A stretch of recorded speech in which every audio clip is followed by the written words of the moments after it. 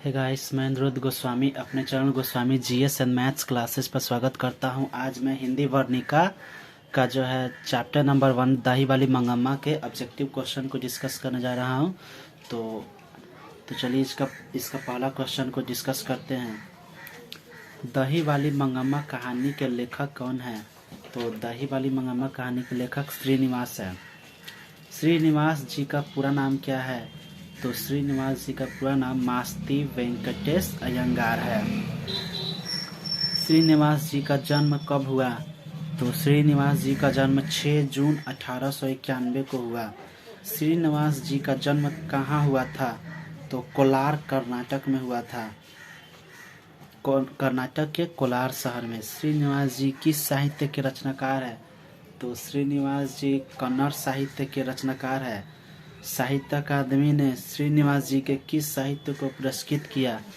तो साहित्य अकादमी ने कन्नड़ साहित्य के सन्ना कथेगुलु को जो है ना वो उसको पुरस्कृत किया।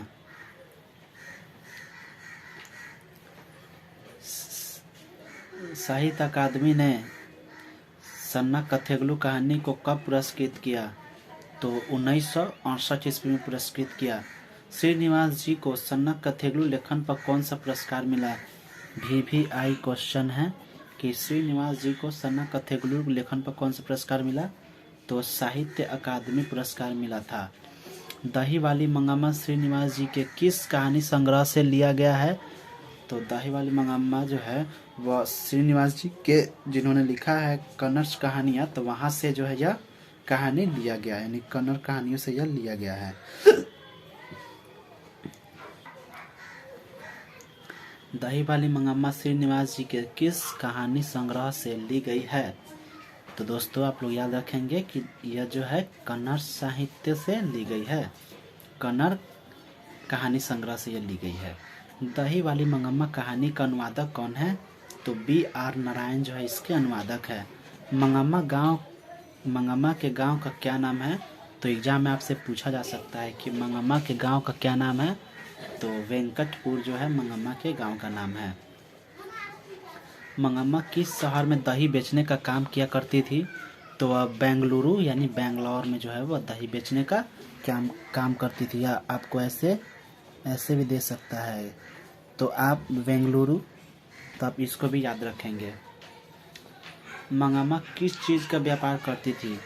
तो दही का वो जो है व्यापार करती थी, क्योंकि दही वाली मंगम्मा ही इस कहानी का शीर्षक है, तो वह ऑटोमेटिक है कि वह दही बेचने का ही काम करती थी।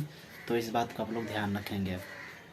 दही वाली मंगम्मा कहानी का कथावाचक कौन है?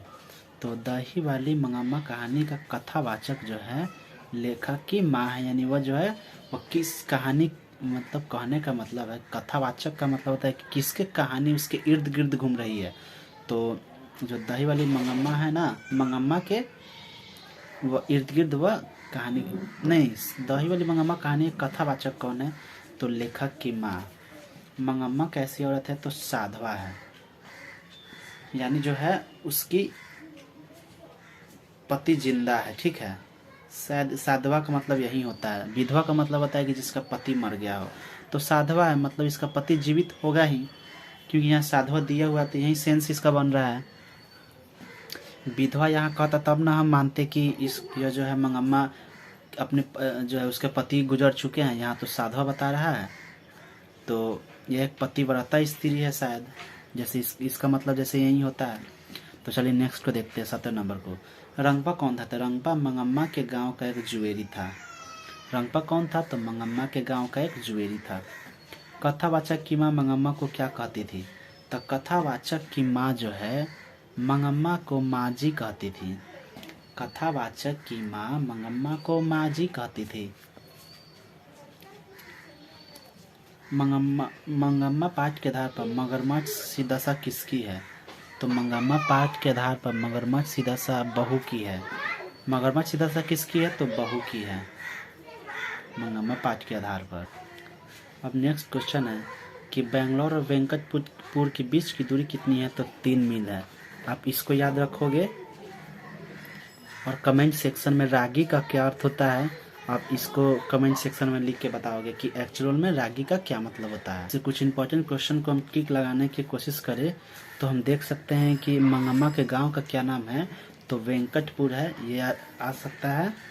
और मंगम्मा के बहू का क्या नाम है, तो नजम्मा। और मंगम्मा कैसी स्त्री है, तो साधवा है, विधवा नहीं है। आप लोग इसको भी जो है एग्जाम में देख सकते हैं। इस तरह का क्वेश्चन आएगा तो आप लोग विधवा को ना मारकर साधवा को टिक मारेंगे। और ये भी एक क्वेश्चन ये भी बनता है कि मंगम्मा पाठ के आधार पर मगरमच्छ सीधा सा किसकी है, तो बहू की है। आप लोग इसको भी ध्यान में रखेंगे।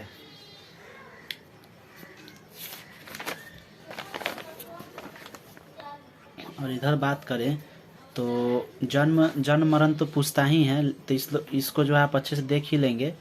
लेकिन ये पूछ सकता है कि श्रीनिवास जी के किस साहित्य के रचनाकार है, तो तमिल, तेलुगु, मलयालम, कन्नड़। तो आप लोग इसको ध्यान में रखेंगे, क्योंकि एक तो साउथ का नाम ही ऐसा होता है कि थोड़ा याद करने में डिफिकल्ट लगता है। तो आप लोग इसको ध्यान रखोगे कि यह कन्नड़ साहित्य के रचनाकार है। और सन्ना कथेगुलु पर जो है इन्हें साहित्य अकादमी पुरस्कार प्राप्त हुआ था। और कब प्राप्त हुआ था ये, तो ये पुरस्कार को भी जो आप VVI की तरह देख सकते हो, तो 1968 ईस्वी में यह प्राप्त हुआ था। और दही वाली मंगम्मा निवास जी की किस कहानी संग्रह से ली गई, तो कन्नड़ साहित्य से। तो हे गाइस, ये वीडियो आपको अच्छा लगे तो प्लीज़ इस वीडियो को लाइक, शेयर और हमारे channel Goswami GS and maths classes को स्वागत कर देंगे। उसको सब्सक्राइब कर देंगे, ताकि जो भी मैं वीडियो डालूँ उसका नोटिफिकेशन सबसे पहले आपके फ़ोन पर जाए। तो चलिए कल जो है हम लोग मिलेंगे, लक्ष्य जो है ढाते विश्वास चैप्टर नंबर 2। तो चलिए कल मिलते हैं।